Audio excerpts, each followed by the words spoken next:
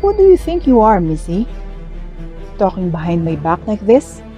Remember, ako ang amo mo, and you're just a pathetic maid. Your job is to work for me, not to talk about me behind my back.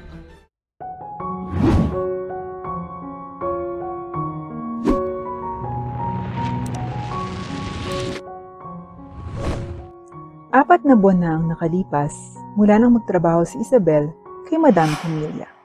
Nagpa siya si Isabel na magtrabaho sa babae dahil nabalitaan niya sa iba na mabait si Madam Camilla. Maganda, matalino, at nagmamalasakit na amo. Noong una, mukhang hindi naman masama si Camilla, pero pagkatapos ng 2 buwang pagtatrabaho sa kanya, sa wakas ay nakita na ni Isabel ang tunay na kulay ni Camilla. Sinisigawan ni Camilla ang lahat ng kanyang mga kasambahay para sa bawat mali nilang nagawa, kahit gaano pa nito kaliit. Palagi siyang nakahanap ng mali sa ginawa nila, kahit nagawa naman ito ng tama. At ang pinakamasamang ugali niya ay mababa ang tingin niya sa mga taong mahirap kumpara sa kanya. Hindi talaga gusto ng ibang maids, kasama si Isabel, ang ugali niya. Ngunit kapalit ng malupit na pagtrato sa kanila, ay makakatanggap sila ng malaking halaga ng pera. Madam, nandito na po ang inyong tsaa, sabi ni Isabel habang kumakatok sa kwarto ng kanyang madam. Matapos walang matanggap na sagot, kumatok muli si Isabel at nang tatawagin na sana niya ang kanyang madam, mabilis siyang naputol dahil sa pagbukas ng pinto. Ano ba? Ang aga-aga? Ang lakas ng boses mo. You interrupted my sleep. Wala ka bang respeto? Naamoy ni Isabel ang amoy ng alak na namamalagi sa loob ng kwarto ng kanyang madam. Pero minabuti niyang huwag na lamang itong pansinin. Pasensya na po, madam. Ang sabi niyo po kasi kahapon sa akin, gisingin ko po kayo ngayong araw ng maaga dahil may pupuntahan po kayo. At sabi niyo din po, ipagtimpla ko po kayo ng tsaa. Pasensya na po at nastorbo ko po yata yung tulog niyo, sabi ni Isabel, pero umiwas ang tingin si Madam Camilla. Pagkatapos ay tiningnan nito ng masama si Isabel. Whatever, itapon mo na yung tsaa. I don't want it. At sa susunod, don't wake me up using your methods. Kung paano niyo ginigising ang mga taong katulad niyo na puno ng basura. Sabi ni Madam Camilla bago isinara ang pinto. Nakaramdam ng hinanakit si Isabel sa sinabi ng kanyang madam. Mga taong katulad ko? Tanong ni Isabel sa sarili, ngunit mabilis niya itong tinalikuran at bumalik sa kusina. Napatingin si Isabel sa inihanda niyang tsaa at hindi siya komportable na itapon niyon. Sayang naman to kung tatapon ko. Ang mahal-mahal pa naman ito.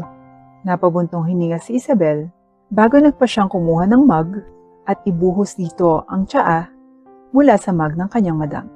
Sa ganitong paraan, hindi masasayang ang tsaa at napagpasyahan niyang kumuha ng isang upuan bago sinimulang tikman ang tsaa. Sa pangyayaring ito, si Madam Camille ay pababa na mula sa hagdanan. Manong Edgar, nasaan na? Napatigil sa pagsasalita si Madam Camilla nang mapansin ang kasambahay na nakaupo sa upuan at umiinom. What are you doing? Galit na tanong ni Madam Camilla bago ito naglakad at patungo kay Isabel. Pagkatapos, agad nitong inagaw ang mug ng tsaa na nasa kamay ni Isabel, dahilan para masunog ang dila ni Isabel dahil sa init ng mug. Aray! You are drinking my tea. Sigaw ni Madam Camilla at mabilis na tumayo si Isabel. Madam! I didn't give you permission para inumin ang imported ko na tsaa. Sino ka, ha? Just because wala kayo nito sa trash-like neighborhood nyo doesn't give you the right to taste it. Galit na sigaw ni Madam Camilla at mabilis na yumuko si Isabel para humingi ng tawad. Madam, pasensya na po. Sinabi niyo po kasi sa akin na itapon na lang eh. Sayang naman. Alam ko po imported yan eh. Know what? I don't care. Sigaw ni Madam Camilla bago inihagis ang mug sa sahig. Ang utos ko sa'yo ay itapon ng tsaa, hindi para inumin mo. This is my house, at ang orders ko dito ang masusunod. Sino ka para hindi sundin ang mga inuutos ko, ha? You're just a random girl from the streets who begged me for a job because you're pathetic. I know your place. Galit na sigaw ni Madam Camilla habang nakayuko pa rin si Isabel na humihingi ng tawad. Ang kanyang malakas na pagsigaw ay naging dahilan upang lahat ng tao sa mansyon ay tumigil sa ginagawa ng kanilang mga trabaho at sumilip sa pintuan upang makita kung ano ang nangyayari. Nagtaas ng kamay si Madam Camilla at akmang sasampalin niya si Isabel. Pumikit si Isabel at inaasahan niyang impact sa pisngi niya pero hindi ito dumating. Madam Camilla, alis na po kayo? Tanong ni Manong Edgar habang papasok sa mansyon. Hindi niya alam kung ano ang nangyayari sa pagpasok niya. Ibinalik ni Madam Camilla ang kamay sa gilid at naglakad palayo. Ang tagal naman, Manong. Did you take my car out for a ride? Isa na nga lang ang trabaho mo, hindi mo pa magawa. You are all pathetic, sabi ni Madam Camilla sa pobre at inosenteng driver. Hindi alam ni Manong Edgar ang gagawin maliban sa paghingi ng tawad. Pasensya na po, Madam. Whatever. Pinagbuksan naman ni Manong Edgar si Madam Camilla ng pintuan at sumunod itong lumabas. Umalis ang dalawa habang nakatayo pa rin doon si Isabel. Nakita ng ibang kasambahay ang sitwasyon niya at nagpa siyang puntahan siya para paupuin. Naku Isabel, ano pang ginawa mo? At ang aga-aga galit na naman si Madam. Tanong ng isa sa mga maid, pero hindi naman siya talaga nagalit. Nag-aalala lang siya sa kanyang katrabaho. Pasensya na sa inyo. Humingi ng tawad si Isabel. Ano ka ba? Wala ka namang ginawang mali. Bakit ka humihingi ng tawad? Halika na at pumunta na tayo sa kusina. Chismis muna tayo kasama ng iba. Tumungo si Isabel habang sinusundan ang kaibigan niya sa kusina. Alam mo, kung hindi lang talaga ang malaki ang kita natin dito bilang mga maid ni Madam Camilla, ay hindi talaga ako mananatili dito. Naku, ang sama ng ugali niya eh. Sino ba siya? Hindi nga niya pero yung ginagamit niya eh. Umaasa lang siya sa boyfriend niya. Chismis ng isa sa mga kasambahay habang nasa kusina sila. Naghuhugas ng mga plato si Isabel nang marinig niya ito. Isa pa sa mga kasambahay na nagsimulang magtrabaho kay Madam Camilla, 5 araw na ang nakalilipas, ay na-curious at nagtanong, Boyfriend? May boyfriend pala si Madam Camilla? Abay oo, nasa Canada ngayon yung boyfriend niya, kaya di natin siya nakikita. Pero, pinapadala niya si Madam Camilla ng pera buwan-buwan. Nagulat si Isabel sa bagong impormasyong ito. 4 na buwan na siyang nagtatrabaho sa mansyon at ito ang unang pagkakataon na narinig niya ang impormasyon na ito. Seryoso? Nakaswerte talaga si Madam Camilla sa pagpili ng boyfriend. Kailan kaya ako makakahanap ng ganyan? Nang marinig ang usapan ng mga kasambahay, nagpasya si Isabel na sumali sa kanila. Ngunit may pag-ibig ba na nararamdaman si Madam Camilla sa boyfriend niya? Kung akong tatanungin, sa tingin ko, wala. Parang ginagamit lang ni Madam Camilla yung boyfriend niya eh. Pero kung mahal talaga nila ang isa't isa, nakakasurpresa naman na may magmahal kay Madam Camilla. And what is that supposed to mean? Nalaki ang mga mata ni Isabel nang marinig ang boses ng kanyang madam. Napanganga ang ibang mga kasambahay nang makita ang kanilang amo na nakatayo sa may pintuan habang nakatingin kay Isabel na may galit na ekspresyon. Dahan-dahang lumingon si Isabel at nang lumingon siya ay may naramdaman siyang matigas na bagay sa kanyang pisngi. Nasasaktan siya at napahawak siya ng mahigpit sa pisngi niya habang pinipigilan ang mga luhang nagbabadyang tumulok mula sa kanyang mga mata. How dare you? Alam mo, nakakairita ka na. Who do you think you are, Missy? Talking behind my back like this? Remember, ako ang amo mo and you're just a pathetic maid. Your job is to work for me, not to talk about me behind my back. You don't have any power in your life. Galit na sigaw ni Madam Camilla habang nakatingin kay Isabel na may galit na ekspresyon pa rin sa mukha. Saka siya tumalikod at naglakad. You're fired. Sigaw ni Madam Camilla na hindi lumilingon. Nanlaki ang mga mata ni Isabel habang dahan-dahang sumunod kay Madam na parang nawawalang tuta. Opo, Madam. Huwag naman po sana. Pasensya na po. Hindi na po mauulit. Pagmamakaawa ni Isabel habang sinusundan ang ginang. Hindi. Sigaw ni Madam Camilla at naging desperado na si Isabel na bigla itong nahulog at kumapit sa biti ni Madam Camilla na parang nawawalang tuta habang umiiyak. Madam, pasensya na po. Pangako po, hindi na po talaga mauulit. Kailangan ko po talaga ng trabaho na to, Madam. Patawarin niyo na po ako, please. Bigyan niyo po ako ng isa pang pagkakataon. Pangako ko po, hindi na po talaga ito mauulit. Kailangan ko po yung trabaho to para sa pamilya ko, Madam. Madam, pasensya na po.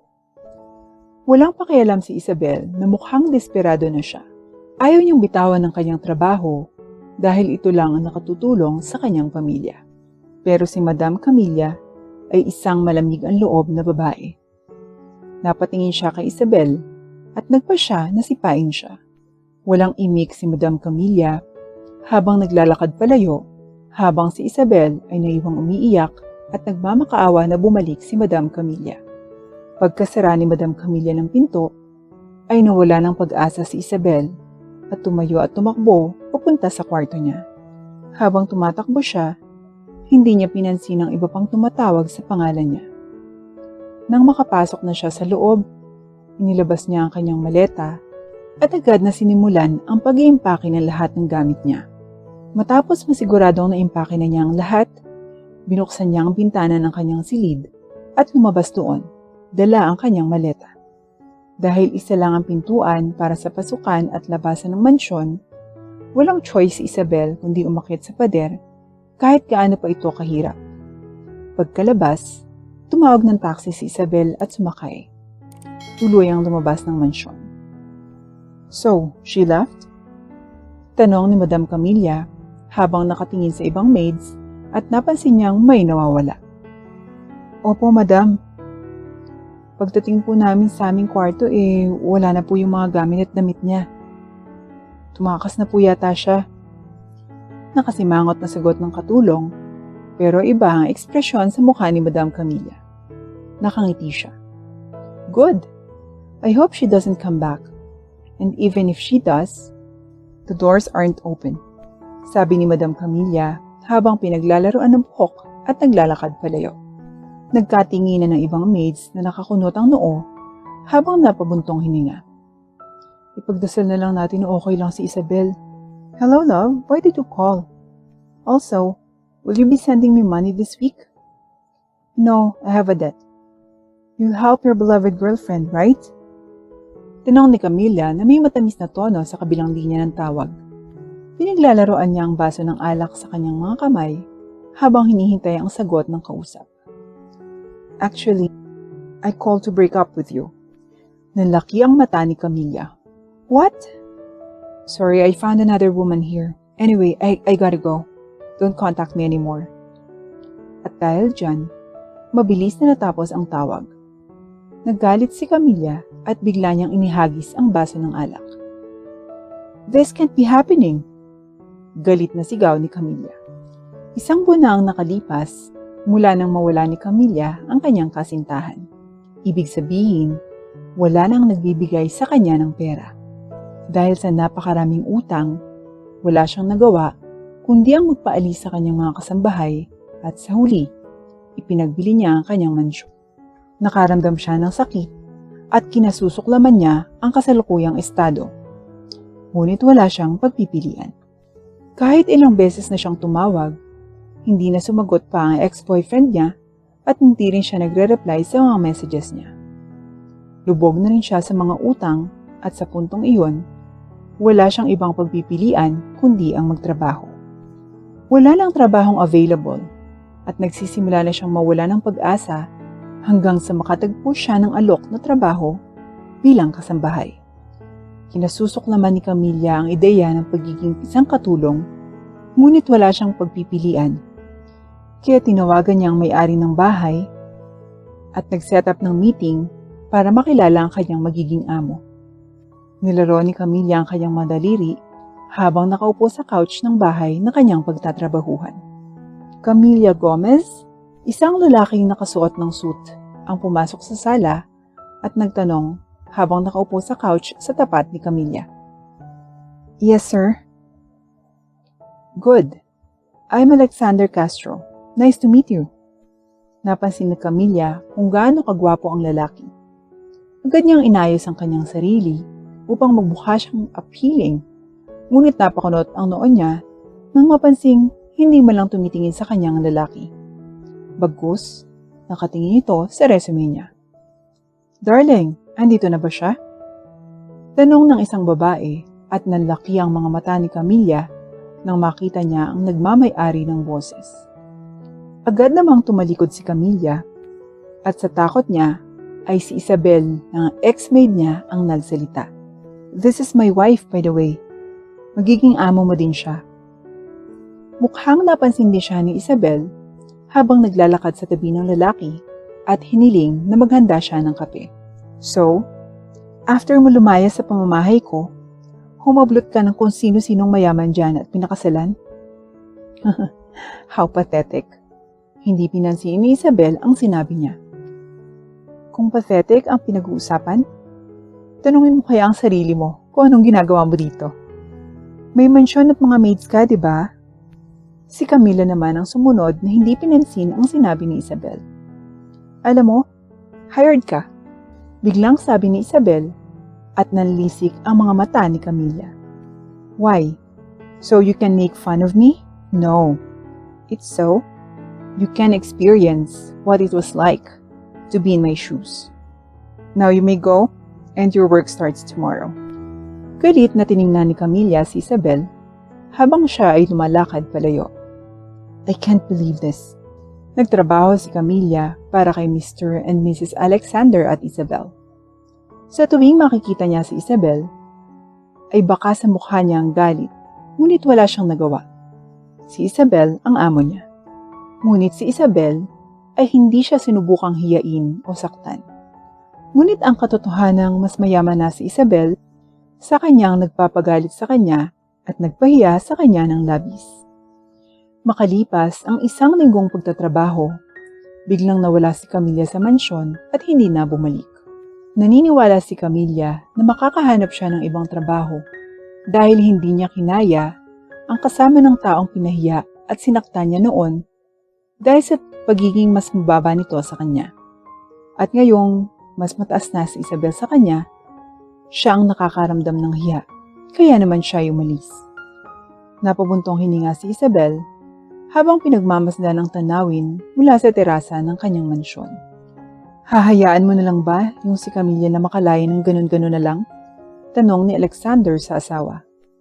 "Hayaan mo na siya. After all, babalik din sa kanya lahat ng kanyang ginawa.